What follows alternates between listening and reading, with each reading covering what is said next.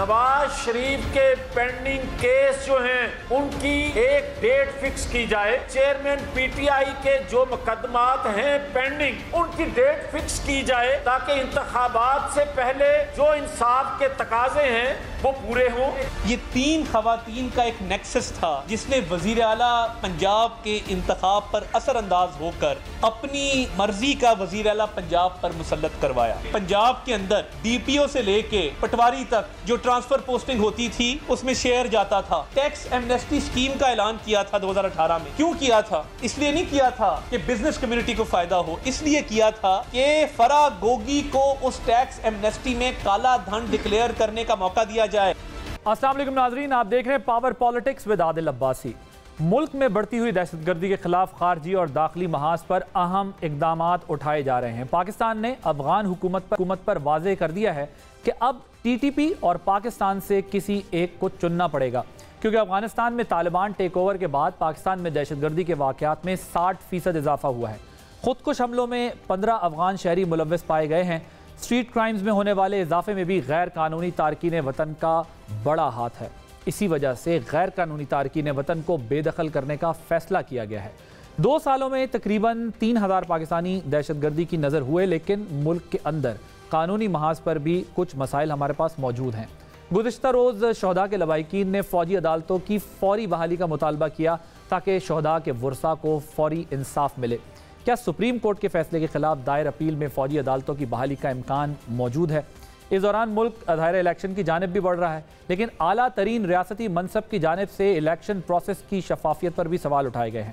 گزشتہ روز صدر مملکت کی جانب سے نگران وزیر اعظم کو خط لکھا گیا جس میں سیاسی رہنماؤں کی گمشدگی، وفاداریاں بدلنے، ریلیف کے بعد گرفتاریاں اور سیاسی اجتماع پر پابندی کے حوالے سے تحفظات شامل ہیں۔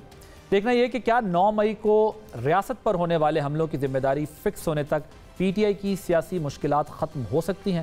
کیا اس مقصد کے حصول کے لیے پی ٹی آئی کو بھی ایم کیو ایم کی طرح تطہیر کے عمل سے گزرنا پڑے گا، انہیں بھی فلٹر ہونا پڑے گا؟ اس حوالہ فضل الرحمان صاحب نے دلچسپ گفتگو کی ہے۔ مجھے تو عمران خان کا نام لیتے ہوئے یا پی ٹی آئی کا نام لیتے ہوئے بھی اچھا نہیں لگتا، کیونکہ وہ کے ہاتھ بندھے ہوئے ہیں، میرے ہاتھ کھلے ہوئے ہیں، مزہ نہیں آتا لڑائی میں۔ اگر وہ کھلے پھر رہے ہوں گے تو ہم پھر پبلک میں اس کو شکست دیں گے۔ لیکن اب یہ ہے کہ قانون اپنا قانون ہوتا ہے۔ اگر قانون کی گرفت میں ہیں اور انہوں نے کوئی ریاست کے خلاف ایسے اقدامات کیے ہیں تو پھر الیکشن میں حصہ لینے کے لیے تو ممکن ہے ان پر پابندی لگ جائے، چل جائے کہ ہم ان کے لیے الیکشن میں برابر کا حصہ دار بننے کی خواہش ظاہر کریں۔ دوسری طرف نون لیگ آئندہ کی حکومت سازی کے لیے پارٹنر فائنل کرنے میں مصروف ہے۔ اس دوران پی ٹی آئی حکومت کے دوران ہونے والی مبینہ کرپشن کے انکشافات سامنے آ رہے ہیں۔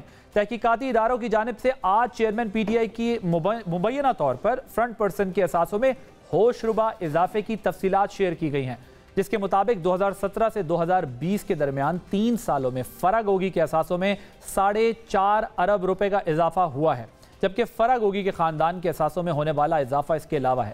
کیا مبینہ کرپشن کی کہانیاں الیکشن میں پی ٹی آئی کی اخلاقی پوزیشن پر اثر انداز ہوں گی؟ انہی ایشوز پر ہم بات کریں گے۔ ہمارے ساتھ اسٹوڈیوز میں موجود ہیں ڈاکٹر فضل چودھری صاحب، سینئر رہنما پاکستان مسلم لیگ نواز کے، حافظ احسان احمد صاحب ماہر قانون ہیں، شعیب شاہین صاحب ترجمان ہیں تحریک انصاف کے، سینئر قانون دان بھی ہیں۔ آپ تینوں کا بہت شکریہ۔ شعیب صاحب میں ذرا آپ سے شروع کروں گا۔ یہ جو معاملہ بھی ہمارے سامنے آیا ہے، یہ فرا گوگی صاحبہ کے اثاثے، پراپرٹیز، یہ تمام چیزیں جو سامنے آئی ہیں اور ان پر یہ الزام بھی لگ رہا ہے کہ وہ چیئرمین پی ٹی آئی کی فرنٹ پرسن ہیں، کوئی حیرانی ہوئی ہے آپ کو، حیرت ہوئی ہے سب دیکھ کے؟ کتنے فرنٹ پرسن بنائیں گے؟ پہلی بات تو یہ ہے کہ آپ نے خود ہی اپنے انٹرو میں بتا دیا ہے 2017 سے آنورڈ اس کی پراپرٹی میں اضافہ ہوا۔ 17 تو ان کی حکومت تھی اور وہ Farah Gogi P M L N کے ایک 4 سال کا ہے، بہرحال 17 اس میں شامل ہے، 18 میں ان کی حکومت آتی ہے نا اگست کے بعد۔ مجھے بتا دیں وہ ایک پی ایم ایل این کے ایک لیڈر کی بہو ہیں، ٹھیک ہے، میں یہ نہیں کہتا اس نے کرپشن کی ہے، ثبوت ہیں تو قانون کے مطابق پروسیڈ کریں نکارڈ اسمتھ لاء۔ آپ کو منع کس نے کیا ہے؟ پچھلے 2 سال سے آپ میڈیا ٹرائل کر رہے ہیں، پورے 2 سال ہو گئے نا حکومت ختم ہوئے، بلکہ اس سے پہلے سے یہ کہہ رہے تھے، ان کے پاس 16 مہینے ان کے پاس رہے اور اس کے بعد سے لے کر آج تک اس کے خلاف پروسیڈنگ سن رہے ہیں۔ ایک خبر آتی ہے، پھر دوسرے دن دوسری خبر آتی ہے، کسی ایک دن تارڑ آ جاتا ہے، چوتھے دن دوسرا آ جاتا ہے، 5ویں دن تیسرا آ جاتا ہے۔ اور اس سے پہلے کیا کہتے تھے؟ 2 بندوں کے بارے میں بات کرتے تھے کہ جی اے ٹی ایم مشینیں ہیں علیم خان اور جہانگیر ترین، اور جہانگیر ترین اور علیم خان جناب چینی چور اور قبضہ گروپ، اور جس دن سے وہ پی ٹی آئی چھوڑی ہے پچھلے 1.5 سال سے، اس کے بعد فرشتے ہو گئے، ان کے دوست ہو گئے. شعیب صاحب یہ دلچسپ بات ہے، جب تک وہ پی ٹی آئی تھے تب تک آپ لوگوں کو بھی نہیں سمجھ آتا تھا کہ ان میں کوئی عیب ہے. جیسے ہی وہ پی ٹی آئی سے انہوں نے اپنی راہیں جدا کی، آپ لوگوں کو بھی ان کے عیب نظر آنا شروع ہو گئے. میں ذرا گزارش صرف ایک بات کر لوں، جو ایف آئی اے کی انکوائری ہوئی اس کے بعد سے جہانگیر ترین اور علیم خان اور عمران خان کے راستے جدا ہو گئے. اور ہمارے زمانے میں، اقتدار کے زمانے میں، علیم خان جیل گیا اور اس سے ریزائن لیا گیا. ہمیں تو کبھی کچھ نہیں کہا گیا. ہم نے نہیں کہا کہ اگر یہ کرپٹ ہے قانون کے مطابق پروسیڈ کرو، اور اگر نہیں ہے تو ان کو بری کر دیں. ہم تو آج نہیں کہہ رہے، ہم تو ان کے زبانی کہہ رہے ہیں کہ ان کے الزام تھے کہ یہ 2 آپ کے پاس موسٹ کرپٹ پرسنز ہیں جو عمران خان کے اے ٹی ایم ہیں اور فرنٹ مین ہیں. تو ان کو اگر دبئی سے یا جہاں بھی وہ ہیں اس وقت، وہاں سے انٹرپول کے ذریعے حکومت لے کے آتی ہے تو آپ کو کوئی اعتراض تو نہیں ہوگا؟ ہمیں کیوں اعتراض ہوگا؟ قانون کے مطابق پروسیڈ. دیکھیں، ہم یہ کہتے ہیں میڈیا ٹرائل نہ کریں. وہ ایک خاتون ہے، آپ نے پچھلے 2 سال سے اس کو سب سے زیادہ تنقید کا نشانہ بنایا، اور پی ٹی آئی کو یا چیئرمین پی ٹی آئی کو کرش کرنے کے لیے یا اس کا امیج خراب کرنے کے لیے. ہم یہ کہتے ہیں آپ کے پاس ثبوت ہے، آپ پروسیڈ کریں، in accordance with law evidence لائیں اور آپ کو عدالتوں میں چلائیں. آپ کو منع کس نے کیا ہے؟ اگر وہ کوئی انڈیویجول ہیں تو پھر پی ٹی آئی یہ کیوں کہہ رہی ہے کہ آپ ان کا میڈیا ٹرائل نہ کریں؟ اور اگر وہ ایک انڈیویجول ہیں تو پی ٹی آئی یہ کیوں کہہ رہی ہے کہ کسی بھی انسان کا آپ میڈیا ٹرائل کرنا چاہتے ہیں آپ کریں، میں نہیں منع کرتا. لا تعلقی کریں یا ان کو اون کریں، دونوں میں سے ایک. پہلی بات تو ہم نے پہلے کہہ دیا، میں نے آپ کو، قانون کے مطابق آپ کے پاس ایویڈنس ہے تو پروسیڈ کریں. ان کے پاس تھے نا 16 مہینے. اور دوسری بات، آج بھی کسی شخص کو ہمارے ساتھ جوڑ کے میڈیا ٹرائل اس کا بھی کر رہے ہیں اور ساتھ ہمیں جوڑ رہے ہیں، یہ غلط ہے. ہم یہ کہہ رہے ہیں کہ آپ قانون کے مطابق اس کے خلاف پروسیڈ کریں. ہم ایک اس بات پہ جوڑ رہے ہیں. وہ ایک الزام آپ لوگوں پر یہ بھی لگ رہا ہے نا اس کے ساتھ کہ آپ لوگوں نے بہت پروٹیکشن دے کے ان کو ملک سے باہر نکالا. کچھ بھی نہیں پروٹیکشن دیا. آج بھی آپ کے پاس، میں کہہ رہا ہوں نا، 16 مہینے تھے نا، آپ بلا لیتے، آپ ایویڈنس لے جاتے، آپ ایکس پارٹی پروسیڈ کرا لیتے، کوئی چیز آپ بلیک اینڈ وائٹ میں لے کر آتے. ڈاکٹر صاحب وہ کہہ رہے ہیں جو لوگ جن پہ آپ الزام لگاتے تھے اب آپ ان کے ساتھ بیٹھ جاتے ہیں، اور ساتھ میں وہ یہ کہہ رہے ہیں ہم نے کوئی پروٹیکشن نہیں دی، اور وہ کہہ رہے ہیں آپ ہم سے کیوں جوڑ رہے ہیں؟ ان کا ہم سے انڈیویجول ہے، کوئی لینا دینا ہی. بسم اللہ الرحمن الرحیم. اور آپ لوگ پریس کانفرنسز کر رہے ہیں. دیکھیے بھائی صاحب، بات اتنی سیدھی نہیں ہے جس طرح کہ ابھی شعیب شاہین صاحب بتا رہے ہیں. وہ ان کی یہ بات ٹھیک ہے کہ law should take its own course. بات تو یہی ہے، ظاہر قانون نہیں، اپنی عملداری سے ہی ان چیزوں کو آگے لے کے چلنا ہے. لیکن یہ بات جو ہم بتا رہے ہیں، یا بات جو بتائی گئی ہے یا جو سامنے آئی ہے، پاکستان تحریک انصاف کے دور حکومت میں فرح صاحبہ عملی طور پہ پنجاب کی ڈیفیکٹو چیف منسٹر رہی ہیں. یہ ایک حقیقت ہے جسے پورا پنجاب واقف ہے، پنجاب کی پوری بیوروکریسی واقف ہے کہ عثمان بزدار صاحب کا جو آرڈر ہے اس سے زیادہ آرڈر جو ہے فرح گوگی صاحبہ کا چلتا تھا. ٹرانسفرز پہ اور باقی کی بھی پرکس اینڈ پریویلیجز اگر کسی جگہ سے آ سکتے ہیں گورنمنٹ سے تو وہ لینے، فوائد لینے، وہ بھی یہ اور ان کی ٹیم لیتی رہی ہے. اور وہ سارا آپ کو یہ جو آج ڈیٹا باقاعدہ دیا گیا ہے، اس میں ظاہر ہو رہا ہے کہ اربوں روپے کے اثاثے انہوں نے بنائے اور ان کے باقی خاندان نے بنائے. دوسری بات یہ ہے کہ جتنا زیادہ وہ پنجاب میں اثر رسوخ رکھتی تھیں اتنا ہی اثر رسوخ وہ پرائم منسٹر ہاؤس پہ رکھتی تھی. میں کسی کو بالکل فنگر پوائنٹنگ نہیں کر رہا، لیکن پرائم منسٹر ہاؤس سے بھی فیصلے کرانے، وہاں سے بھی اثر انداز ہونا، یہ عمران خان صاحب کو پتہ تھا. یہ تو نہیں، دیکھیں جو اپنی فیملی کا جو بھی سربراہ ہوتا ہے، میرے گھر میں اگر میرا کوئی بچہ اگر کوئی نئی گاڑی لا کے کھڑی کر دے گا تو مجھے فوراً پتہ چل جائے گا کہ کسی جائز طریقے سے نہیں آئی، کیونکہ اتنے ریسورسز میرے بیٹے کے پاس نہیں ہیں. مجھے پتہ ہوگا نا، آپ کو اپنے گھر کا پتہ ہوگا یار یہ چیز فالتو جو ہے یہ گھر میں آج فالتو ہے، اور بندہ پوچھتا ہے کہ یہ کہاں سے آئی ہے. تو جو پرائم منسٹر ہاؤس کو بھی یہ خاتون استعمال کرتی رہی ہیں اور اس کے بعد جو فوائد لیتی رہی ہیں، پھر جو تحفے پرائم منسٹر ہاؤس جاتے رہے ہیں، ان کی وساطت سے جاتے رہے ہیں، وہ بھی سارے ریکارڈ پہ ہیں. بٹ یہ جو کہہ رہے ہیں شعیب صاحب کہ 1.5 سال آپ کی حکومت تھی، آپ انہیں لے آتے نا، میڈیا ٹرائل کرنے کے بجائے ریئل ٹرائل کر لیتے. ان کا ہونا چاہیے تھا. میں ان کی اس بات سے بھی اتفاق کرتا ہوں کہ عمران خان صاحب نے اپنے تمام جو نیریٹو پچھلے 10 سال سے وہ بنا رہے ہیں وہ کرپشن کے خلاف ہے کہ ہم کرپشن کے خلاف ہیں، اور اتنی بڑی کرپشن انڈر ہز نوز ان کے گھر میں ہو رہی ہے. میں پنجاب کو بھی ان کا گھر کہہ رہا ہوں. سی ایم پنجاب کا گھر بھی عمران خان، چونکہ ظاہر پرائم منسٹر تھے، ان کی پارٹی کا سی ایم تھا، اور ان کا اپنا گھر پرائم منسٹر ہاؤس بھی، ان کے گھر کے اندر سے یہ کرپشن ہو رہی ہے اور وہ اسے بے خبر ہے. اور پھر اس کے اوپر تو آپ سمجھتے ہیں کہ 1.5 سال میں پی ڈی ایم کی حکومت فرح گوگی والے کیس میں ناکام رہی ہے احتساب کرنے میں؟ دیکھیں جو یہ کیسز ہوتے ہیں جب آپ ٹرائل کرواتے ہیں، ان کی انویسٹیگیشن ہوتی ہے، میرا خیال ہے سلو رہے ہیں، ناکام تو نہ کہیں لیکن سلو ضرور رہے ہیں.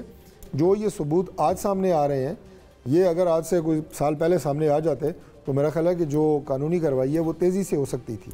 ہونی تو بہرحال قانونی کارروائی ہے. ایک بات صرف ثبوت ہونے میں آپ کو اسٹیٹ بینک کے ذریعے اس کے نام کی پراپرٹیز یا اس کے نام کے ایسٹ سارے کے سارے جو آ جائے ہیں, یہ اس وقت بھی کئی دفعہ میڈیا کا وہ بنے, زینت بنے, اور آپ کے پاس صرف 2 طریقے تھے.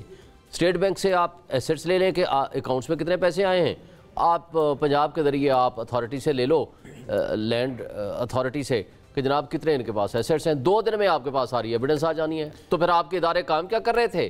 لیکن یہ اصل مسئلہ تو یہ نا, وہ کہتے ہیں کہ 16 مہینے کی جو حکومت ہے اس کی پرائرٹیز میں فرا گوگی ٹاپ پہ نہیں تھی. لیکن پریس کانفرنسز میں ہر پریس کانفرنس کا حصہ تھی فرا گوگی. جناب ہم نے, میں آپ کو 400 پریس کانفرنس دکھا سکتا ہوں, اور بہت سارے اور کام تھے جو کہ کرنے زیادہ ضروری تھے. یہ بھی سائڈ بائی سائڈ. تو آپ کی جب حکومت اگر بنتی ہے تو آپ کی پرائیورٹی پر یہ کیس ہوگا؟ بالکل ہوگا. ہر وہ شخص جس نے پاکستان کے قومی خزانے کو نقصان پہنچایا ہے اور اس نے پیسے ہڑپ کیے ہیں, کرپشن کی ہے, وہ بالکل ہوگا. حافظ صاحب, یہ آپ کے خیال میں کتنا اہم یا غیر اہم مسئلہ ہے؟ گفتگو بھی آپ نے سن لی, انہوں نے کہا میڈیا ٹرائل نہ کریں, انہوں نے کہا آپ سلو چلایا ہم نے, ہمیں تیز چلانا چاہیے تھا. اور یہ کتنا مضبوط کیس ہے against chairman P T I? Adil بھائی, اس کو ذرا براڈ کینوس کے اگر آپ اوپر لے کے جائیں گے نا, فرا گوگی تو صرف ایک آپ یہ سمجھیں کہ اس سسٹم کے اندر وہ ایک آپ نے آئیڈینٹیفائی کیا ہے. یہ ہر حکومت کے اندر اس طرح کے ہر طرح کے لوگ آتے ہیں اور اس کے اندر یہ کام ہوتا ہے, اور اس کی بنیادی وجہ یہ ہے کہ ہمارا انسٹیٹیوشنل فیلئر ہے, اور ہمارا انسٹیٹیوشنل جو ہے اس کے اندر ہم اپنی آنکھیں بند کر لیتے ہیں اور ان چیزوں کو ہونے دیتے ہیں, اور یہ اس وقت ہو رہی ہوتی ہیں. کیا کوئی جب یہ جس چیز پہ ہم بات کر رہے ہیں, کیا یہ پرسیپشن نہیں تھا کہ پنجاب میں اس طرح ہو رہا ہے؟ کیا یہ پرسیپشن نہیں تھا کہ فیڈرل گورنمنٹ کے اندر اس طرح ہو رہا ہے؟ یہ پرسیپشن تھا, اور اس کے اندر کافی چیزیں بھی تھیں. لیکن امپورٹنٹ اس چیز کے اندر یہ تھی کہ ایز اے پرائم منسٹر جو تھا آپ کو اسرٹ کرنا چاہیے تھا اس معاملے کے اندر کہ اگر یہ میرے پاس چیزیں آئی ہیں, اور یہ بھی آپ کو پتہ ہے کہ کئی انٹیلیجنس ریسورسز کے اندر یہ انفارمیشن گئی تھی پرائم منسٹر کے پاس کہ جی یہ کچھ یہاں یہ چیزیں ہو رہی ہیں. ایز اے پرائم منسٹر جب ہائی مورل گراؤنڈ کے اندر آپ جائیں تو پھر آپ کی یہ رسپانسبلٹی بنتی ہے کہ جس طرح انہوں نے کہا کہ انہوں نے 2 جو شخصیات ہیں جن کا نام لیا ان سے ڈسٹنس کیا, اس ایشو کے اوپر بھی ڈسٹنس کرنا چاہیے تھا. نمبر 1. نمبر 2, اس چیز کے لیکن سر اس وقت کے انٹیلیجنس چیف تو وہ بتا چکے تھے نا کہ یہ سب کچھ ہو رہا ہے, یہ سب چیزیں تحفے آ رہے ہیں, یہ سب کچھ ہو رہا ہے, لیکن اس کے بعد ہوا تو کچھ بھی نہیں. دیکھیں نا کہ یہ رسپانسبلٹی جو ہے وہ تو اس آفس کے, دیکھیں نا کہ اگر میں کسی پرائم منسٹر آفس کے اندر بیٹھتا ہوں اور میرے ساتھ کوئی ایک شخص ایسا آتا ہے یا جس سے میرا کسی کے ساتھ تعلق رکھتا ہے اور وہ اس کی جو ہے چیزیں بدلنا شروع ہو جاتی ہیں, اس کی انکم, اس کا لائف سٹائل, یہ ساری چیزیں جو ہیں, تو پھر مجھے تھوڑا سا اس کے اندر کاشیس تو ہونا چاہیے. اور جب مجھے کاشیس اس چیز کا ہونا چاہیے اس سچویشن کے اندر کہ جب میں بہت ہی ہائی مورل گراؤنڈ پہ کھڑا ہوں, تو وہ بڑا امپورٹنٹ ہے. دوسرا یہ ہے کہ اس ساری چیزوں نے آپ کے سسٹم کو بھی ایکسپوز کیا. لیکن ہائی مورل گراؤنڈ کی تو بات اب نہ کریں نا, توشہ خانہ کے بعد اور کئی جو چیزیں ہیں ظاہر ہے yet to be proof, but problem یہ ہے کہ وہ ہائی مورل والا مسئلہ تو ختم ہو گیا تھا. کئی ایسے لوگوں کو جماعت میں لے لیا گیا تھا جن کے بارے میں چیئرمین پی ٹی آئی کی رائے کچھ اور تھی, سو وہ تو مسئلہ بہت پہلے ختم ہو گیا. نہیں یہ نہیں ہے کہ جب آپ کسی بھی ہائی آفس کے اندر جائیں being a prime minister of Pakistan, تو یہ آپ کی رسپانسبلٹی ہے کہ آپ اس لیول کو جو ہے منیمم تو ٹچ کریں. کیس کتنا امپورٹنٹ ہے مجھے کیس کی بتائیں. دیکھیں نا کیس یہ ہے, میں آپ کو چیز بتاؤں کہ اگر اس سارے کانٹیکسٹ کے اندر دیکھا جائے تو یہ ہے کہ ڈاکومنٹری ایویڈنس ہے, اور ڈاکومنٹری ایویڈنس جو ہے اس کے اندر آپ کا سمپل سا ایک ہے کہ آپ کو اپنے ریسورسز جو ہیں اگر آپ نے اپنی انکم ٹیکس ریٹرن کے اندر ڈسکلوز نہیں کیے تو آپ کے وہ ان ایکسپلینڈ ریسورسز ہیں. ایمنسٹی سے کلیئر کرا لیا تھا. نہیں دیکھیں نا, اگر آپ نے ایمنسٹی سے بھی کیا ہے وہ تو صرف آپ کی ٹیکس ایگزمپشن ہو سکتی ہے, لیکن آپ کی کرمنل لائبلٹی جو ہے وہ تو نہیں جا سکتی. میں نے فرض کیا آپ کی ایک پراپرٹی تھی 10 ارب روپے کی, آپ نے اس 10 ارب کا لے کے آپ نے ٹیکس کا ویور کر لیا, لیکن جو 10 ارب آپ کے اکاؤنٹس کے اندر آئے آپ نے اس کو تو جسٹیفائی کرنا ہے نا کہ جی میرے پاس یہ جو چیز آئی ہے, یہ اس کے اندر اس کی جو منی ٹریل ہے وہ میرے پاس یہ ہے. وہ جو 2018 کی آپ ٹیکس ایمنسٹی کی بات کر رہے ہیں اس کا اس سے کوئی تعلق ہی نہیں ہے. وہ اس لیے تعلق نہیں ہے کہ وہ آپ نے ٹیکس ایڈوانٹیج لیا, آپ کے پاس ایک پیسہ پڑا ہوا تھا, آپ نے اس کو لگایا کسی جگہ. لیکن اس میں بھی تو سر ایمنسٹی میں تو آپ سے سورس نہیں پوچھی جاتی نا. بہت سارے لوگ ایسے ایمنسٹی میں تو جاتے ہی وہ لوگ ہیں جنہوں نے ٹیکس بھی چوری کیا ہوا ہوتا ہے اور پیسے کا بھی نہیں پتا ہوتا کہاں سے. جو اس کے اندر جو ریسورس جو ہے وہ اگر آپ کا کرمنل ریسورس ہے تو آپ سے پوچھا جائے گا, لیکن اگر آپ کا جو ریسورس ہے وہ لیول وہ آ گیا ہے کہ جس کے اندر جا کے آپ ٹیکس بینیفٹس لیتے. اب دیکھیں نا کہ ایک نوٹوریس آدمی ہے, کرپٹ آدمی ہے, یا آپ کا ایک نارکوٹکس کا پیڈلر ہے, وہ کو کہے اور وہ کہے کہ جی میں آ کے تو دیکھیں ایک تو بدقسمتی ہمارے یہاں یہ ہو گئی نا کہ ہمارے یہاں کرپٹ انفارچونیٹلی میں ٹی وی پہ کہہ رہا ہوں صرف سیاست دانوں کو بنا دیا گیا کرپشن تو یہاں ہر لیول پر ہر طرف ہو رہی ہے سو ایمنسٹی میں اگر آپ وہ لسٹ اٹھا کے دیکھیں گے تو آپ کو ہر طرف کرپٹ نظر آ جائیں گے اب پوائنٹ یہ ہے کہ اس کی پروٹیکشن جو ہے وہ تو ان کو ایمنسٹی دیتی ہے نا نہیں میں آپ سے بتاؤں جو ایمنسٹی ہے وہ آپ کی ٹیکس سائیڈ ہے جو آپ کی کرمنل لائبلٹی ہے وہ اسی طرح اسٹیپ اسی طرح شعیب صاحب کے جو ہے وہ صرف ٹیکس سائیڈ کور کرتی ہے ایمنسٹی یا آپ سے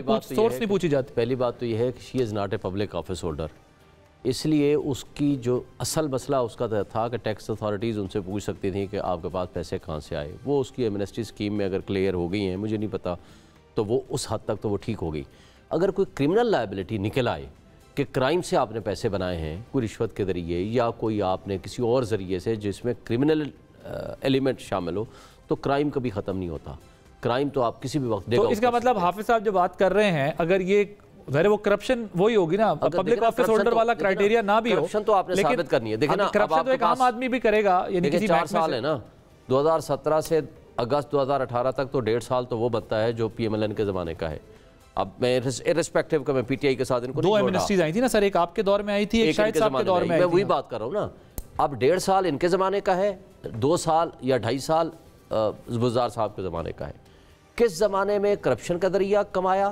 یا انڈر ویلیو کر کے آپ نے اپنی پراپرٹیز بتائی ہیں یہ بھی کرمنل لائبلٹی ہے انڈر ویلیو کر کے بتائیں تو کوئی کرمنلٹی نہیں تو ٹیکس والا میٹر آئے گا نا کرمنلٹی ختم ہو جائے گی تو اس کا مطلب اگر کوئی دیکھیں آپ کو یہ ثابت اسٹیٹ کو کرنا ہے اگر یہ کرائم ہے تو آپ نے فلاں بندے سے پیسے لیے ہیں اور یہ ہمارے پاس ایویڈنس ہے پھر تو کرمنل لائبلٹی اس کے خلاف بنے گی ادروائز اس کے خلاف کوئی کرمنل لائبلٹی نہیں اگر آج بھی ثابت ہو جائے کہ پیسے آپ کے پاس زیادہ آ گئے ہیں آپ نے اتنا ٹیکس دینا تھا 3 ارب کی بجائے آپ نے 4 آپ لوگ اس لیے ڈیمانڈ کرتے تھے کہ وہ پبلک آفس ہولڈر تھے پبلک آفس ہولڈر کا لا ہی اور ہے وہ تو نیب لا ہی اور ہے نواز صاحب تو نہیں تھی پبلک آفس ہولڈر نہیں وہ نہیں تھی لیکن وہ سپاؤس تو تھیں لیکن آپ ڈیمانڈ تو کرتے تھے یہ بھی تو کہہ رہے ہیں وہ کہہ رہے ہیں ڈی فیکٹو چیف منسٹر تھیں سپاؤس ہو یا بچے ہوں دیکھیں میں پبلک آفس ہولڈر ہوں میں اپنے بیٹے کے نام یا بیٹی کے نام میں پراپرٹی کر دیتا ہوں تو پھر ذمہ دار کون ہوگا حافظ صاحب وہ رسپانسبلٹی پھر بھی اس بندے کی رہے گی جو پبلک آفس ہولڈر ہے تو یہ تو پھر بچ جائیں گے اس کے 2 ایسپیکٹ ہیں ایک اس کا ایسپیکٹ یہ ہے آج تک ایک بات صرف کر دوں آج تک یہ ایویڈنس کہیں نہیں آئی کہ یہ پیسہ اس نے رشوت کے ذریعے یا کرپشن کے ذریعے پیسہ کمایا ہے جو ابھی تک میڈیا کے ذریعے انفارمیشن ملی ہے اگر ان کے پاس کوئی ایسی ایویڈنس ہے خان صاحب نے اپنے ایک انٹرویو میں کہا تھا کہ وہ بیچاری تھوڑا سا وہ ہے انہوں نے کہا تھا وہ تو نہیں اگر کسی کے پاس کوئی ایویڈنس ہے دیکھیں let it be finalize before a court of law آپ ایکس پارٹی بھی پروسیڈ کر سکتے ہیں ان کے خلاف لیکن کریں تو صحیح کوئی چیز تو لے کر آئیں آپ صرف میڈیا کے اوپر جائیں تو یہ جو ایس سی سی پی نے کچھ کمپنیز کے نام شیئر کیے ہیں جس میں ان کی پارٹنرشپ ہے تو یہ کوئی مسئلہ ہے یا نہیں ایسے کوئی کس کے ساتھ پارٹنرشپ فرا گوگی صاحبہ کی کمپنیز کے ان کے شیئرز ہیں ایس سی سی پی نے کچھ کمپنیز کے نام شیئر کیے ہیں اس سے کیا فرق پڑتا ہے کوئی فرق نہیں پڑتا اس سے تو کوئی فرق نہیں پڑتا کمپنیز 10 کمپنیاں بنا لے وہ دیکھیں چیز یہ ہے کہ ایک یہ ہے کہ آپ پبلک آفس ہولڈرز ہیں اور پبلک آفس ہولڈرز جو ہیں وہ یہ ہے کہ آپ کا پرائم منسٹر ہے چیف منسٹرز ہیں گورنرز ہیں منسٹرز ہیں اس کے بعد جو سروس آف پاکستان کے اندر لوگ آتے ہیں جو گورنمنٹ آفیشلز ہیں اب دوسرا یہ ہے کہ آپ ان کے ساتھ مل کے کرتے اب اس کیس کے اندر جو امپورٹنٹ ہے وہ یہ ہے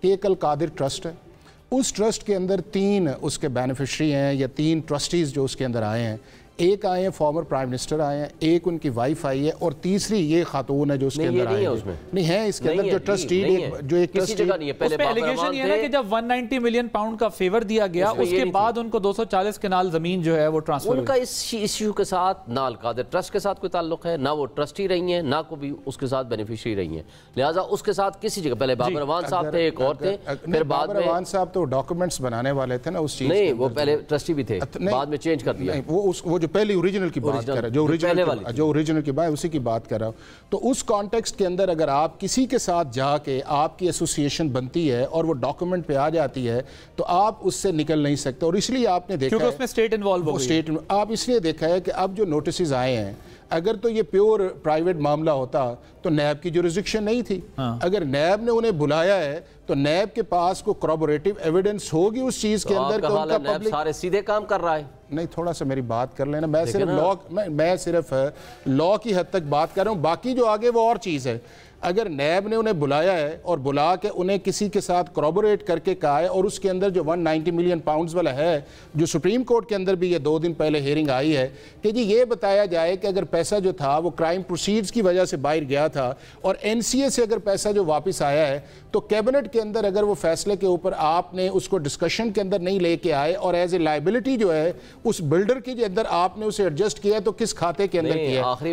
آخری پروسیڈنگز میں اس کو حصہ نہیں بنا. سب سے امپورٹنٹ کام یہ ہے کہ جو این سی اے اور ملک ریاض کے درمیان ایگریمنٹ ہے اس کو پبلش کر دیں اور سامنے لے آئیں. پیسہ آج بھی سپریم کورٹ کے پاس موجود ہے, لینا واپس. ڈاکٹر صاحب آپ جس طرح چاہتے ہیں یہ اس طرح تو پھر بڑا یہ ٹیکنیکل طریقہ لگ رہا ہے. نیب تو آپ لوگ ختم کرنا چاہتے ہیں, ہماری اطلاع تو یہ ہے کہ جب آپ کی گورنمنٹ اگر بن گئی تو نیب تو فارغ ہو جائے گا. تو اگر نیب فارغ ہو جائے گا تو یہ ان کا ریلائنس ہے کہ نیب کے پاس بہت اسٹرانگ ایویڈنس ہوگا.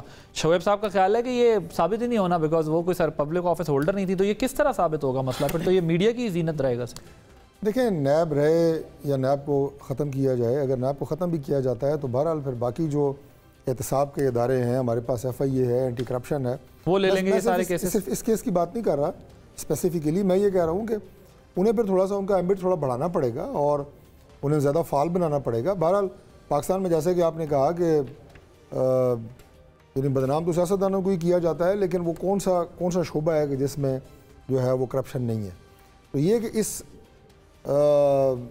جن کو قابو کرنے کے لیے آپ کو کوئی نہ کوئی طریقہ تو کرنا ہی پڑے گا. کرپشن ہر لیول پر ہے پاکستان کے اندر اور ہر طرف ہے کرپشن. پاکستان 140 نمبر پہ ہمارا انڈیکس ہے کرپشن تو وہ ہے. اور میں ابھی ہم یہ بات کر رہے ہیں کئی لوگ جو ایمنسٹی لیتے ہیں وہ کسی نہ کسی کے فرنٹ مین ہی نکلیں گے اگر آپ اس کی تحقیقات کر لیں, لیکن ظاہر ہے کسی پہ الزام لگانا مقصود یہ ہے کہ احتساب کرنے والے ادارے ایسے جس نے چوری کی ہے, غبن کیا ہے, پاکستان کا پیسہ کھایا ہے, اس کو پکڑنے والے ادارے بہرحال موجود تو رہیں گے, کریں گے, اس کو بھی اکارڈنگ ٹو لا ہی دیکھیں گے. لیکن یہ بڑی دیکھیں نا عجیب بات ہے.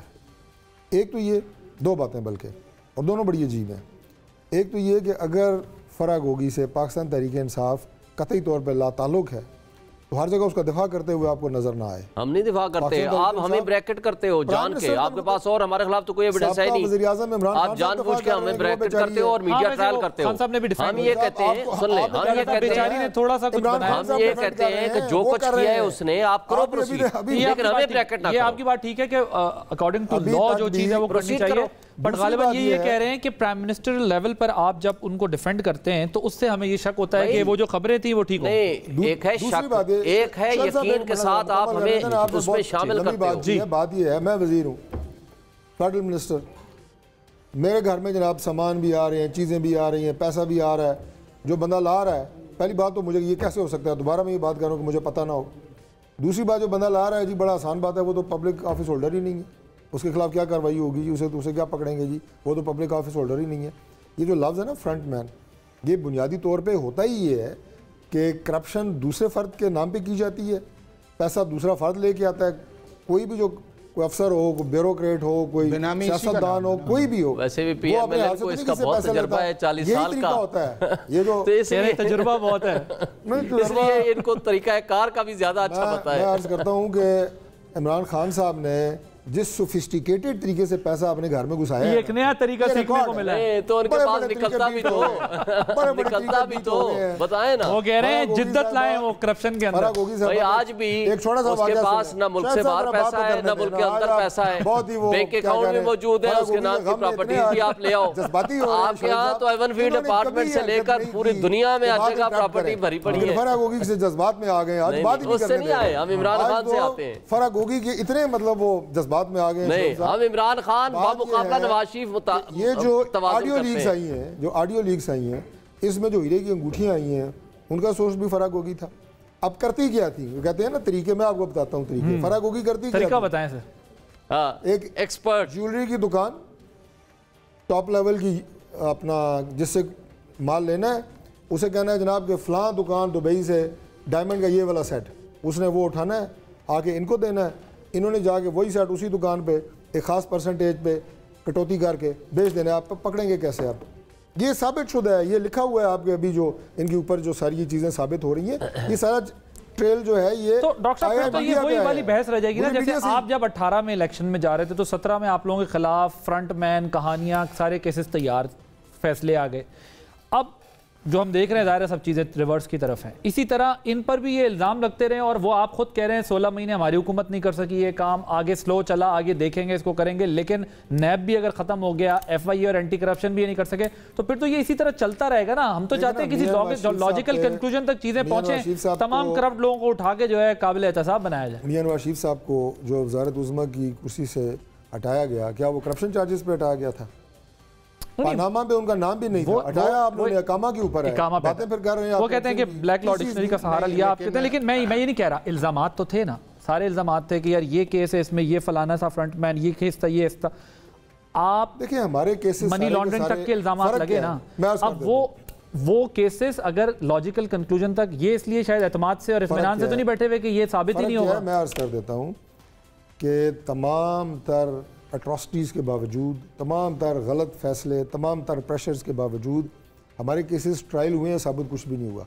ये केसेस तो भी ट्रायल ही नहीं हुए। साबित हो के आप कन्विक्टेड हैं। मैं ये कह रहा हूँ ये तो ट्रायल ही नहीं हुआ। मुझे बताएं एवनफील्ड डिपार्टमेंट किसका है सर, मुझे बताएं। ये अभी सामने आए हैं, पनामा केस जब में ये केस ट्रायल होगा, अपने मंतकी अंजाम तक पहुंचेगा, ये सारे सबूत जो भी सामने आए हैं ये अदालतों में जाएंगे। तो पहले फरागोगी को लाओ, आप प्रोसीड करो, जब हमें कनेक्ट करोगे हम आपको बता देंगे, जवाब दे देंगे। जब हमें कनेक्ट करोगे आप लाओ उसमें, लेकिन मुझे एक बात का जवाब दे दें, क्या पनामा केस इमरान खान ने निकाला? पनामा केस में अगर लीकेज आई, ऑफशोर कंपनी आई, आपके अपने हुसैन नवाज आकर कहता है अल्हम्दुलिल्लाह हम उसके मालिक हैं, बेनिफिशियरी ओनर मरियम नवाज हैं, 30 साल से आपका खानदान वहाँ रह रहा है, आज भी कहते हैं जी हमारा नहीं है, तो है किसका आप बता दें। आदिल भाई वन लाइन इसके अंदर ये है कि करप्शन पाकिस्तान का बहुत बड़ा इशू है, करप्शन को कंट्रोल करना चाहिए, गवर्नेंस को बेहतर करना चाहिए और इसके आगे एक रेड लाइन लगानी चाहिए। अगर नहीं लगाएंगे तो पाकिस्तान की ना इकोनॉमी बेहतर होगी, ना पाकिस्तान की हालत। दो प्रॉब्लम है ना, मैंने ब्रेक लेनी है। एक ये है कि हमारी इकोनॉमी, इस पॉलिटिकल इकोनॉमी जो हमारी जो मईशत है उसका दारोमदार सियासत, सियासी फैसलों के इर्द गिर्द घूमता है। मैं एस्टैब्लिश करता हूँ अपना पॉइंट, क्यों कह रहा हूँ, तो ब्रेक के बाद आप बेशक इस पर रिस्पॉन्ड करना चाहे कीजिएगा। हमारी मईशत का भट्टा बैठने की वजह भी यही कि हम सियासी फैसले करते हैं, मईशत को मुल्की मफाद से ज़्यादा सियासी मफाद हमें देखना होता है। मेरा हल्का, मेरा वोटर, मेरा सपोर्टर, उसका ये बिलियंस ऑफ रुपीस की स्कीम्स और सारा कुछ। दूसरा मसला ये, जिसे आप करप्शन की बात कर रहे हैं, अब जब एक गवर्नमेंट पावर में आती है वो अपोजिशन के खिलाफ करती है, क्रॉस नहीं जाती, दूसरी वो पावर में आती है वो उसके खिलाफ करती है, क्रॉस नहीं करती। इस वजह से हम अभी तक नहीं, उसके अंदर जो तीसरा असल फैक्टर है वो ये है, दुनिया के अंदर कोई इकॉनमी आगे नहीं जा सकती जितनी देर तक उसके अंदर इन्वेस्टमेंट ना आए। वो इन्वेस्टमेंट आपकी बाहर से आए या आपके मुल्क के अंदर लोग ना करें। अब जब सिस्टम चोक कर दिया जाता है और उसके अंदर करप्शन आ जाती है तो बाहर के मुल्क वाले भी नहीं आते। रूल ऑफ लॉ के बगैर कोई इन्वेस्टमेंट लेकर आएगा जहां लोगों को उठाएं, नंगा करें, तशद्दुद करें, चादर चार दीवारी की पामाली करें, कोई इन्वेस्टमेंट लेकर आएगा? नहीं, शोएब साहब को पूछो शुरू किस कीता सी? तुसी शुरू सारा काम जो आप कह रहे हैं, तुसी शुरू कराया, अंजाम भी तुसी कर रहे हो। बानी दौर में शुरू हुआ है।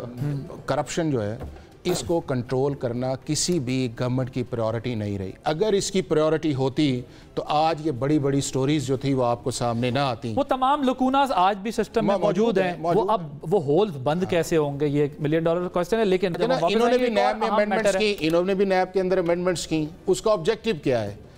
अगर ऑब्जेक्टिव उसका यही है कि ये चीज़ चलती रहे तो फिर एक फ्रेश स्टार्ट ले लेना, जिसकी तरफ आपने किया कि एक नेशनल डायलॉग के अंदर जाएं, आगे चलें यार, इस मुल्क को आगे लेके जाएं कि हमने किस तरह लेके जाना। चले जी, एक ब्रेक के बाद एक और अहम मसला डिस्कस करेंगे आफ्टर दिस ब्रेक।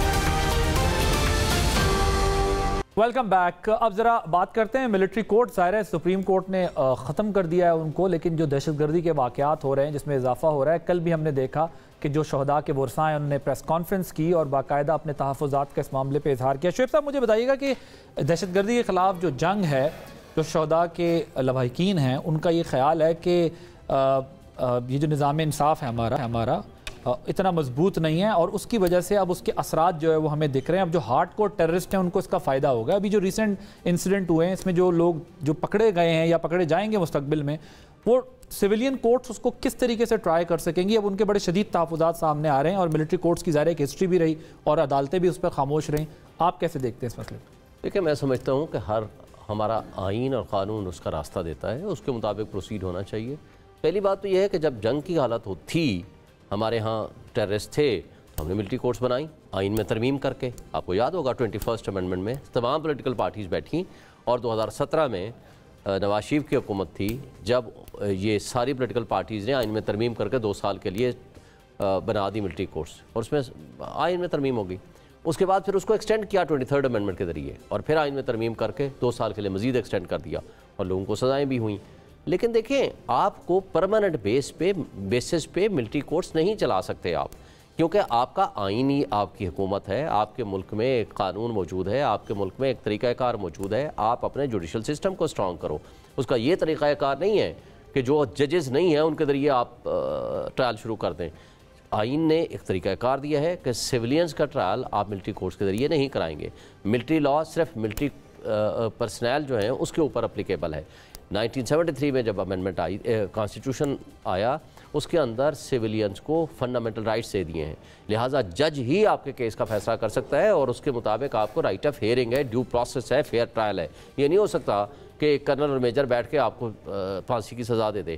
اور یہ طریقہ کار دنیا میں کہیں اس طرح نہیں ہوتا کہ آپ سیولینز کا ٹرائل ملٹری کورٹ کے ذریعے کرنا شروع کر دیں, چونکہ آپ کا آئین ہے اور آئین نے ایک طریقہ کار دیا ہے, اور سپریم کورٹ کے لارجر بینچ نے اس کو آئین کے مطابق 1967 میں جو امینڈمنٹ آئی تھی وہ غیر آئینی تھی, اور اس کو غیر آئینی ڈکلیئر کر کے اس کو ختم کر دیا, الٹرا وائرس ڈکلیئر کر دیا آرٹیکل 8 کے ٹچ سٹون پہ. میرا نہیں خیال اس کے ڈاکٹر صاحب آپ کی پارٹی کی کیا پوزیشن ہے, آپ لوگ اس معاملے میں کس طرف کھڑے ہوئے ہیں؟ ایک تو سپریم کورٹ کا فیصلہ ہے, دوسری طرف ملٹری کورٹ چلی گئیں, شہداء کے لواحقین بھی جو ہے وہ یہ ڈیمانڈ کر رہے ہیں. آپ کی پارٹی کی کیا پوزیشن ہے, اور آپ لوگ مستقبل میں آئیں گے تو کیا کریں گے, اس کو تبدیلیاں لائیں گے, کیا کریں گے؟ دیکھیں 2-3 باتیں جو ہیں میں پہلے عرض کر دیتا ہوں, اس کے بعد آپ کے سوال پہ آ جاتا ہوں.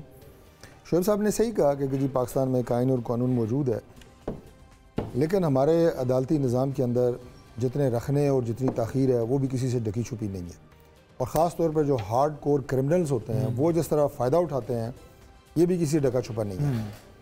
میں اپنے اس میں سیاسی میدان میں آپ کو بڑی یقین سے کہہ سکتا ہوں کہ میں نے کوئی 100 سے زیادہ 200 تک بھی کہہ سکتا ہوں میں ایسے بندوں کے جنازے پڑے ہیں جو قتل ہوئے ہیں. انفارچونیٹلی میں نے کسی ایک فرد کا جنازہ نہیں پڑھا جیسے پھانسی دی گئی ہو. وہ بندے کدھر گئے ہیں, ان کو جن مار گئے ہیں, کوئی 4-5 بندوں کے قاتل جو ہیں بچ جاتے ہیں, چھوڑ جاتے ہیں. اگر کسی کو سزا بھی ہوتی ہے وہ ٹرائل بھی 14-15 سال کے بعد سزا ہوتی ہے پہلی, پھر ہائی کورٹ 5 سال اور 5 سال اور سپریم کورٹ, رفلی بتا رہا ہوں.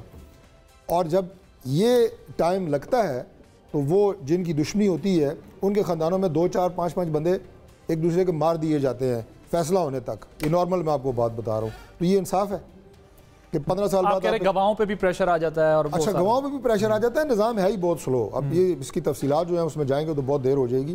ایک بات. دوسری بات جو میں نے کہا کہ یہ جو دہشت گردی ریلیٹڈ جو ہارڈ کور کرمنلز ہیں ان کا ٹرائل جو انویسٹیگیٹنگ آفیسر ہوتے ہیں وہ بعض اوقات چہرے پہ نقاب ڈال کے کرتے ہیں. یہ بات بھی شاید آپ کے علم میں ہوگی. مطلب اتنی وہ منظم گروہ ہوتے ہیں, اور اب انہیں یہ جس طرح ہماری عدالتوں کی بیچاروں کی ٹوٹی پھوٹی, ابھی ہماری اسلام آباد کی جو سول کورٹس ہیں شکر ہے وہ ایک بلڈنگ میں شفٹ ہوئی ہیں, ورنہ یہاں پہ جہاں پہلے کریانے کی دکانیں تھیں وہاں پہ تو یہ میرا خیال ہے کوئی 30 سال عدالتیں ہماری اسلام آباد کی تو یہاں چلتی رہی ہیں. یہاں دہشت گردی کا واقعہ ہوا تھا, واقعہ ہوا تھا, کتنے وکلا اس میں شہید ہو گئے, بڑا شدید واقعہ. میں یہ تھوڑا سا اس لیے سینیریو سامنے رکھنا ضروری ہے کہ یا تو اس سسٹم کو اگر آپ انہیں اسکریپ کر رہے ہیں, فوجی عدالتوں کو بند کر رہے ہیں, اس سسٹم کو اتنا ہی سپیڈی اتنا ہی فعال ہونا چاہیے, ٹھیک ہے, تاکہ آپ اس کی ریپلیسمنٹ کو جسٹیفائی کر کیا جا سکے. اور اگر دہشت گردی کی عدالتیں ہیں یا اگر اس کی تعداد بڑھائیں, جج پھر بھی افسر صاحب وہی ہوتے ہیں نا, دہشت گردی کی عدالت میں بھی سیشن جج صاحب کی ٹرانسفر ہوتی ہے, ایسے ہی ہے نا, سسٹم تو وہی ہے, نام اس کا وہ رکھ دیا گیا ہے. جن دفعات میں دہشت گردی کی دفعہ لگ جاتی ہے FIR میں, یا عدالت کا ٹائٹل چینج ہو جاتا ہے, باقی جج وہی ہیں, باقی جج وہی ہے, سسٹم وہی ہے, پروسیجر بھی وہی ہے. بالکل صحیح. اس وقت تک میں سمجھتا ہوں کہ فوجی عدالتیں رہنی چاہیے جب تک کہ ہمارے نظام میں سے یہ لکونے اور یہ خرابیاں جن کا میں نے ذکر کیا دور نہیں ہوتی, رہنی چاہیے. اور یہ بھی میں آپ کو بتا دوں کہ کئی دفعہ نا ہم دیکھ رہے ہوتے ہیں جو کمنٹس اب سوشل میڈیا پہ دائیں بائیں, وہ جی ایک کرنل کیسے جناب ایک فیصلہ کر سکتا ہے. یہ جو عدالتیں ہیں فوج کی, یہ باقاعدہ ان کا جیک ڈپارٹمنٹ ہوتا ہے, جو وہ جج بیٹھے ہوتے ہیں بھلے وہ فوجی افسر ہوں, وہ لا کوالیفائڈ ہوتے ہیں. وہ ایسا تو نہیں ہے کہ ایک بندہ ایک دن توپ فائر کر رہا ہے ادھر کشمیر کے بارڈر پہ اور اگلے دن آگے وہ جج بن کے فیصلے کر رہا ہے. لا کوالیفائڈ ضروری نہیں ہے, جیک ڈپارٹمنٹ ان کا باقاعدہ لا کوالیفائڈ ہونا ضروری نہیں ہے فیصلہ کرنے کے لیے. اپنے جو ان کے کیسز ہوتے ہیں ملٹری کے اندر ان کے بھی فیصلے وہ کرتے ہیں, اور یہ جو टेररिज्म के और ये केसेस इनके फैसले भी करते हैं। आपकी हुकूमत जो है अभी अपील में अगर ये हुकूमत जाती है इंटरिम, आपकी हुकूमत इसके ऊपर जो है वो आगे जाकर रहेगी और कोई तरामीम भी कर सकती है? देखिए फैसला तो ज़ाहिर है गवर्नमेंट मिल के कंसेंसस से ही करती है। मैंने आपको राय दे दी है कि हमारा राय भी है, पार्टी में अभी इस पे कोई डिस्कशन नहीं है? नहीं, पार्टी की ज़ाहिर है पार्टी लेवल पे तो गवर्नमेंट में तो नहीं है, जब गवर्नमेंट में आएंगे तो फिर इसको हम टेकअप करेंगे, लेकिन हमारी सोच यही है जो मैंने आपको बताया कि फौजी अदालतें रहनी चाहिए। और मैं आखिरी पॉइंट एक बता दूँ कि अब जो शहदा हैं, जिनके प्यारे जो हैं वो इस दुनिया से, इस वतन की हिफाजत के लिए अपनी जानों की कुर्बानियाँ दे गए हैं। अभी इस्लामाबाद से एक कर्नल और उनके साथ 3 और जवानों ने अभी 2 दिन पहले, कर्नल हसन साहब शहीद 2 दिन पहले शहीद हुए। 40 साल उनकी उम्र है। उनके ख़ानदान से जाके पूछें कि क्या हाल है। भले वो फ़ख्र करते हैं लेकिन जो लॉस है वो तो है। ठीक। और अगर उनको ये भी ना हो कि हमें इंसाफ मिलेगा, ये तसल्ली भी ना हो, तो फिर तो बहुत बड़ी जाती है। मैं कहूँगा वो अपने लॉस को नहीं रोएंगे, लेकिन वो उस नाइंसाफ़ी को ज़रूर रोएंगे कि जो कि उन्हें इंसाफ नहीं मिलेगा। और सिर्फ ये सर उनका मसला, उनसे भी ज्यादा फिर आम बंदे, दहशतगर्दी तो अक्रॉस है ना, उसमें कोई ये तो नहीं देखा जाता। ज़ाहिर है हमारी लॉ एनफोर्समेंट एजेंसी बहुत बड़ी कुर्बानी दे रही है, लेकिन ये बात दुरुस्त है कि ज़ाहिर है आम बंदा भी मुतासर होगा दहशतगर्दी से, तो वो कैसे? पाकिस्तान में अनफॉर्चुनेटली सिविलियंस की शहादतें शायद सबसे ज्यादा नंबर में हुई हैं और वो भी सारे मुतासरा खानदान हैं। मैं तो उनका जिक्र स्पेसिफिकली इसलिए किया, उनकी भी आगे डिमांड की है और बिल्कुल ठीक की है। ब्रेक के बाद एक और अहम मसला डिस्कस करेंगे आफ्टर दिस ब्रेक।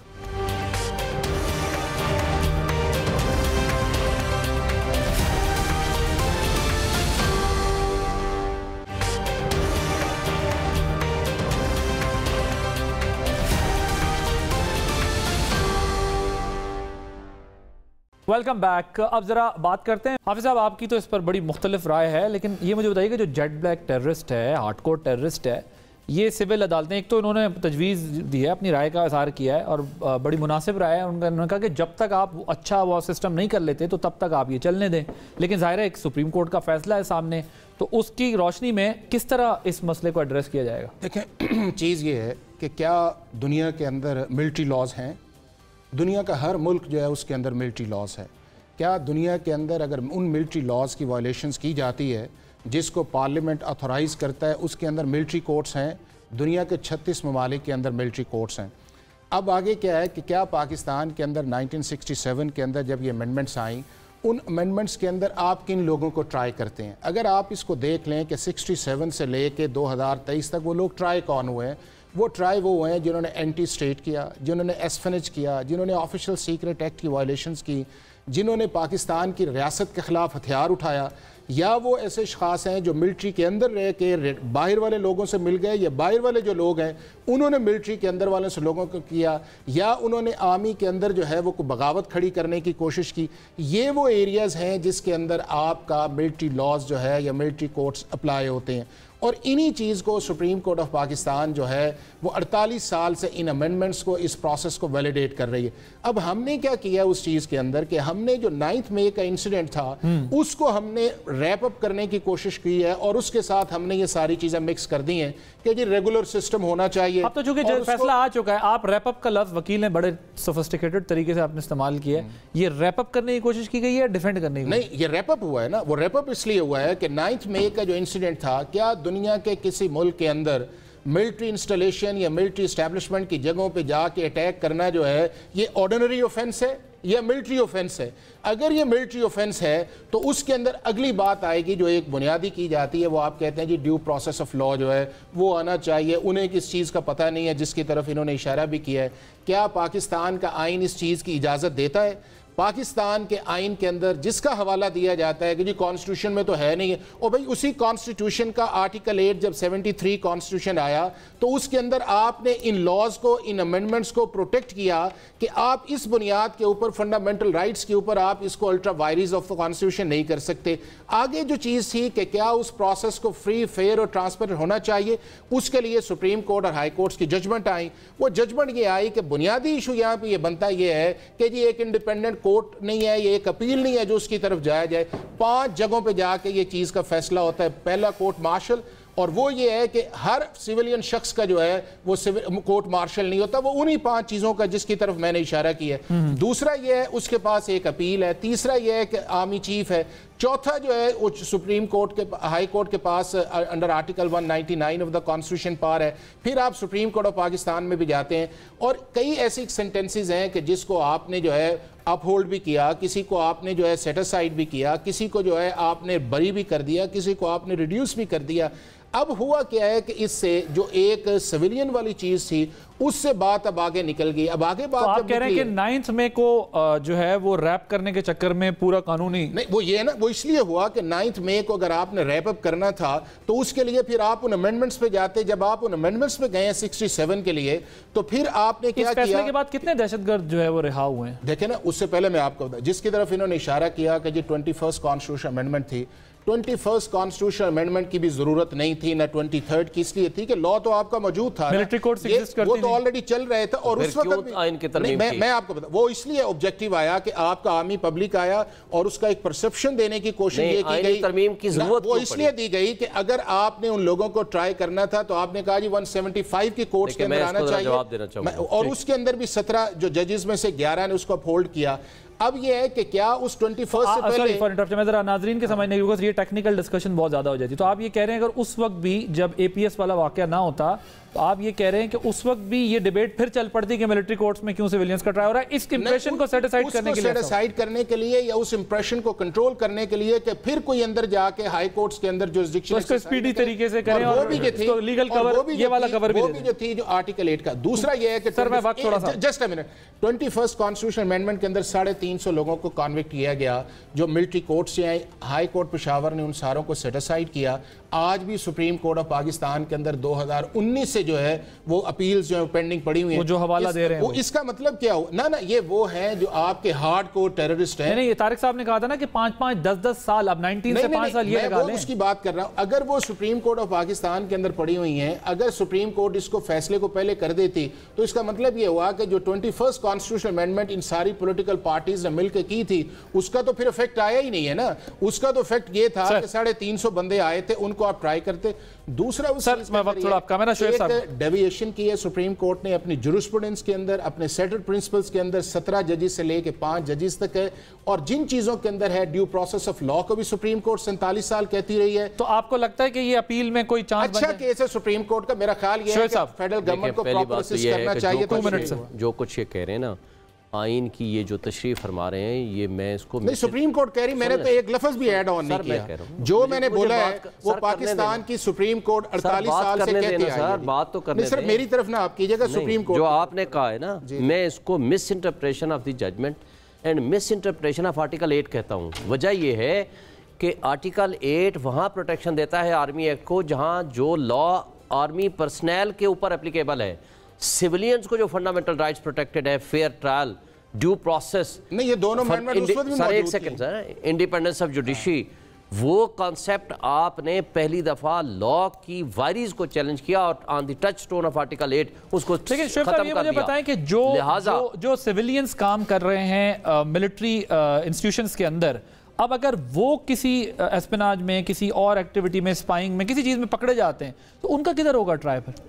نارمل کوٹے موجود ہیں نا، تو وہ جو ڈاکیومنٹ وہاں سے بندہ اتنے ظاہر سیکریسی وہاں پر کس لیول کی ہوتی ہے، آپ کو لگتا ہے کہ ہماری سیویلین عدالت جو ہے وہ اس لیول کے مسئلے کو ایڈریس کر سکے گی؟ دہشت گردی کی عدالتیں ہیں، اسپیشل کورٹس ہیں، اسپیشل جج سینٹرل ہوتا ہے آپ کے پاس تمام عدالتوں میں، آفیشل سیکریٹ ایکٹ میں آپ اس کے خلاف پروسیڈ کر رہے ہیں، بہت سارے کیسز میں آپ کرتے ہیں۔ سر ریاض بصرہ کا کیس جج سنتے تھے؟ ریاض بصرہ کا پھر کیا انجام کیا آپ نے؟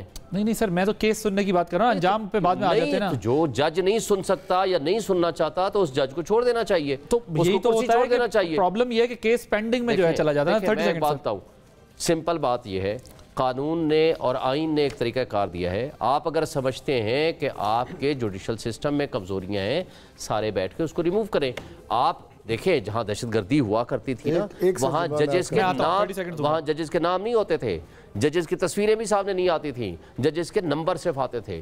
آپ کریں نا، پھر پروسیڈ کریں، اور آپ کے ہاں جسٹس سسٹم کو امپروو کریں۔ یہ طریقہ نہیں ہے، صرف ایک بات، یہ طریقہ نہیں ہے، باہر فرض کرو 10 بندے مرڈر ہو گئے ہیں، تو آپ کا کیا گارڈ آج تک نہیں ہوا؟ جو 10 بندے مرڈر ہوئے ہیں آج تک ملٹری کورٹس میں نہیں گئے، کوئی یہ کر لینا، یہ تو وہی ہے جو آپ کے اس 5 ایریاز کے اندر ہیں۔ پھر آپ بیچ میں نہ انٹرپٹ کریں، مجھے بتا دیں، ہم ان کو کہیں گے چونکہ بہت بڑی دہشت گردی ہوگی ہے، اس کو اٹھا کر کے آپ ملٹری کورٹس میں لے جاؤ، یا آپ کے گارڈ کو اجازت دے دیں کہ جی ان کو گولی مار دو، چونکہ انہوں نے میری آنکھوں کے سامنے مارا ہے، قانون کے مطابق آپ نے چلنا ہے کہ اس کو سارے بیٹھ کے ایمینڈ کریں۔ وہی بات میں نے کی ہے کہ جب تک ایمینڈ نہیں ہوتا، جب تک وہ سسٹم ٹھیک نہیں ہوتا، اس میں نقائص موجود ہیں، اس وقت تک ملٹری لیکن اب تو کورٹ کا فیصلہ آ گیا نا نہیں تو پھر پورا کرمنل سسٹم ختم کر دیں، آپ دے دیں پھر ملٹری کورٹس کو دے دیں کہ وہ فوجی عدالتیں سارے کیسز کو چلائیں۔ یہ ہے کہ 9 مئی کے واقعات میں جو ملوث لوگ ہیں، جو انہوں نے آرمی انسٹالیشنز میں حملے کیے ہیں، ٹھیک، ان کے کیسز ملٹری کورٹ میں نہیں چلنے چاہیے، پاویں ملٹری کورٹ ختم ہو جائے، سارے دہشت گرد باہر آ جائیں۔ Thank you so much